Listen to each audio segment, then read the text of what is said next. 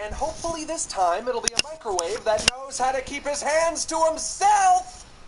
You are a strange... Hey, everybody. So, I'm doing this because Trevor. But you know how boys are. Wait a minute. Oh, girl. Hey, how much further? We ain't even gone 5 yards yet. I know, I'm just asking. Spirit walking exercises body and soul. All the rage. Learn to fart, you renegade whore! Yes, it is. But we're going to talk about it on today's episode of...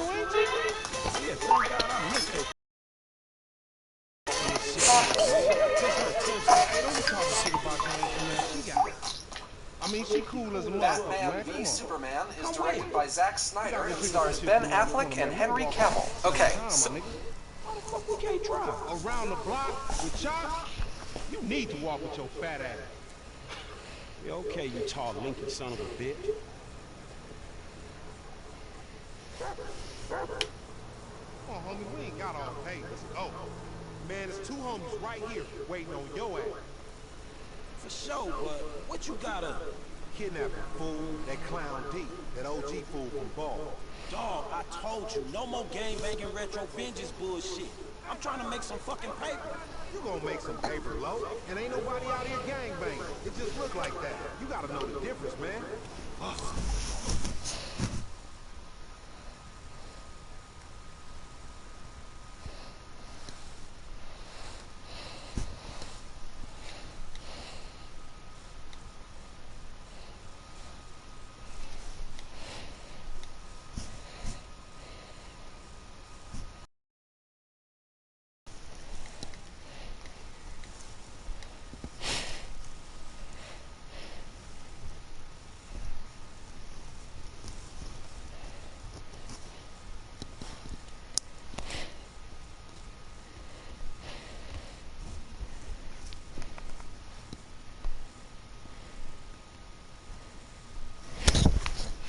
My challenge for today is to talk about this film without saying anything negative. I mean, sure, I could talk about the asinine casting choices, or I could talk about the asinine music choices.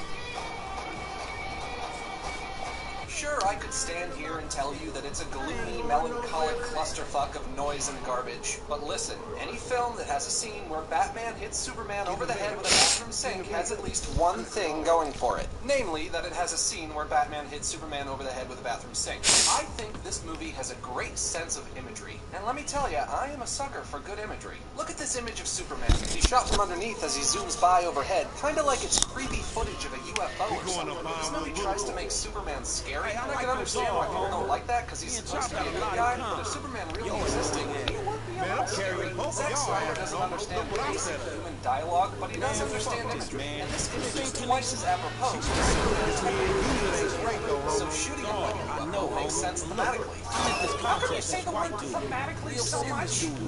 Well, those themes are important to storytelling. I think you say it because you think it makes you sound smart. I know these streets. You know these streets. I can neither confirm nor deny that accusation at this time, and I'm not commenting on any further speculation.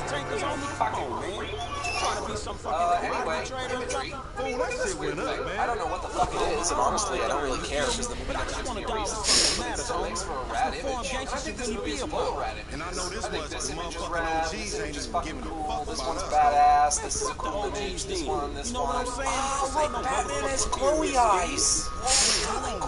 Dark eyes, it looks cool! I would honestly say this movie is a strong visual presence. This movie is like a series of pretty paintings. But of course, the problem with that is that movies are expected to be more than a series of pretty paintings. The superhero genre, the fantasy genre, and the sci-fi genre specifically, we expect these movies to be fun, to succeed in getting us to care about the characters. As pretty as these paintings are, unfortunately, all this imagery is in service of depressing emo schlock. But if you can disconnect the material from the movie itself, I think it's beautiful to look at, even if what we're seeing is powerfully stupid. So what else does this movie got going for it? Batman hits Superman with a sink. Good, that's one. We get to see Amy Adams in a target for that. She's billed in the credits as just Lois. Why didn't they write Lois Lane? It's so weird. I like Batman's "You're not brave, men are brave" line. I thought it was clever. Batman would have to be pretty brave to go up against Superman. He fucking did it all right. Unfortunately, at this point, I have to abandon my self-imposed challenge because this movie really falls apart in the last 20 minutes.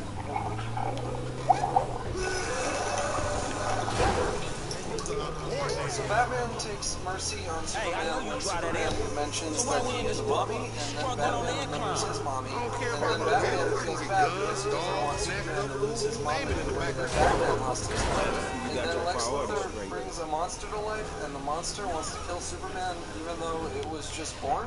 You were just born. You don't even know that you're evil yet. Honestly, I think the mommy thing could work, but the movie doesn't do enough to establish that Batman and Superman love their mommies. All it takes to get two characters who are fighting to finally get along is for them to realize that they have something in common. And their mothers are a good means to that end, it just wasn't handled right. There's one scene of Superman with his mommy, but that's not enough. The entire film should have been interspliced with flashbacks of little Superman with his mommy and little Batman with his mommy. Make a storyline out of it. That way when the mommy element comes into play, we actually care about it. Maybe at the end, Batman and Superman have to go fight the big bad monster. Maybe Superman is injured, so Batman offers to give him a ride in the Batmobile. And while they're taking a little drive in the little bat car, and things are kind of awkward and quiet, maybe Superman could say something about his mommy, and then Batman would say, "Oh, you have a mommy? I have a mommy." And then they could start swapping mommy stories, and then they'll realize that their mommies are similar, and then they'll realize that they are similar. And they can call it Batman vs. Superman, Dawn of Mommies. I'm Max G, this was my brain dump of the week, and I hope you hated it.